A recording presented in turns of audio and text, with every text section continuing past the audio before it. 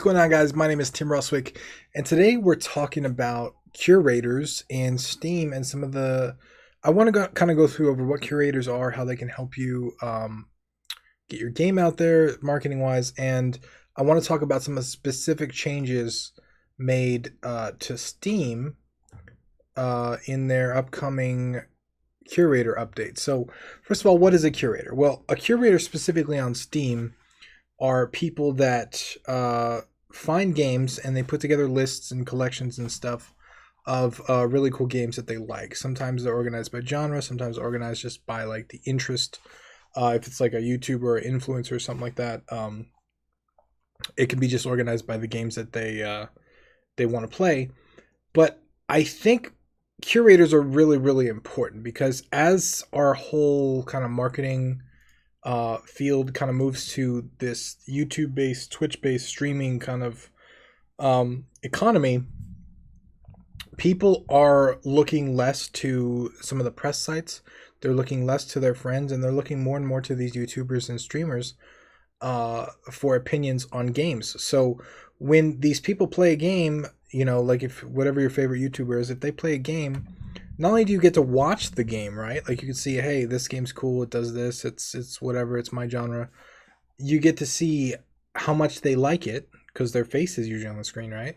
And you also get to see what other people have to say about it in the comment section. So that kind of serves the same purpose that word of mouth has served for years, for hundreds of years, you know, in all of our creative endeavors. So it's interesting to see this kind of shift happening on the internet because streamers like if you think about like people that post YouTube videos or streamers, the people that watch them feel like they know them, even though they've never met them. It almost seems like they're friends with them because they know so much about the person, their views on stuff, and all that. So their opinion, their recommendation means just as much to anybody else as it does to that person. So curators are really important. Influencers are really important, and specifically on Steam, I think curators are going to be a big part of how people find games because Steam is going through a crisis right now. You know, as technology gets easier and more simpler to create games, more and more people are creating games. I think that's ultimately good, but what that means is the more people are creating games, on average, that means the more bad games that we have out there. And the more bad games on Steam, the harder it is to find the good games. You know, Google Play and iOS are in that state right now. There's so much shit out there that it's really hard to find anything good. And discovery is a big problem, right? Like it's a big problem. So curators, I think rather than Steam trying to tackle the problem of discovery, which no one can solve yet, right? Like whoever cracks discovery for not just games but movies, music, everything, they're gonna win. They're gonna win the internet. So curators are like that mid step between solving discovery and actually helping player base because now you have a system where these people, these influencers, these curators can say, hey, these are the games that I like, or these are the games in this genre that I found fun, or whatever. And then create lists for people that maybe don't have the time to do all the research, or maybe follow them on YouTube or whatever it is. And these people can go through and buy the game or play the game or whatever they want to do. So curators, I think, are going to be a big part of Steam and gaming in general. Just like not curator in the word is like a Steam curator, but curator is like a global kind of meaning. But Steam recently posted an article about some of their changes to their curator system, and I want to kind of go over that real quick. So this is the article. I'll link this in the description so you can go through the whole article. But specifically, the part that that I want to talk about is the curator section. So first of all, I said curators that produce videos as part of the reviews will see those videos embedded right next to the review in Steam. This is big because, like I mentioned, so a lot of people, they'll follow a person on YouTube, and that person will play a game, and then they'll go and buy the game based on the recommendation. But now this is going to work the opposite way as well. Someone can find the game on Steam wonder what to think about it, and then they see an embedded video from the curator that made a let's play or whatever it is on the game. That's going to be big deal. I think this is going to be major for developers. It's going to mean that you got to make a good game now for sure.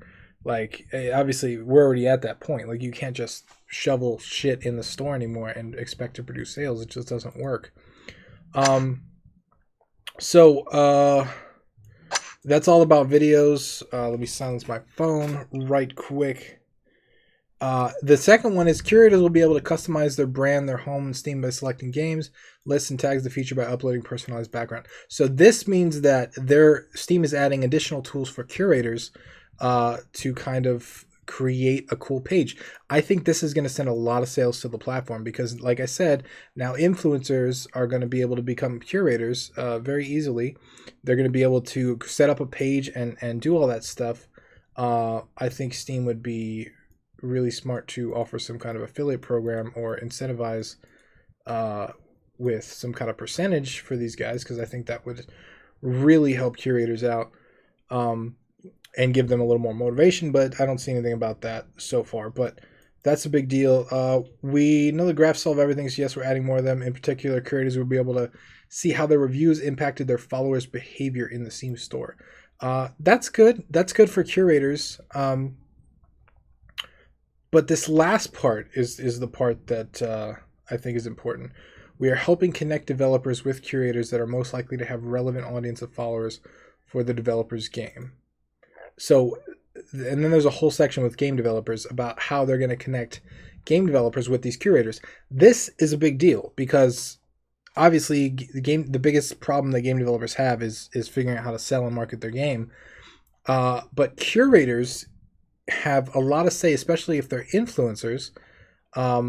They can really help drive sales of your game, and to be able to connect developers with those curators and give them the tools and stuff to help them play your game is going to be a big part of it. Now, I'm going to paraphrase this because there's a lot of text, but essentially what they're going to do is they're going to give developers a way to send curators games instantly with no keys, no weird systems, no emails, nothing like that. Send them games right away. They can play it and then they can add it to their list if they want.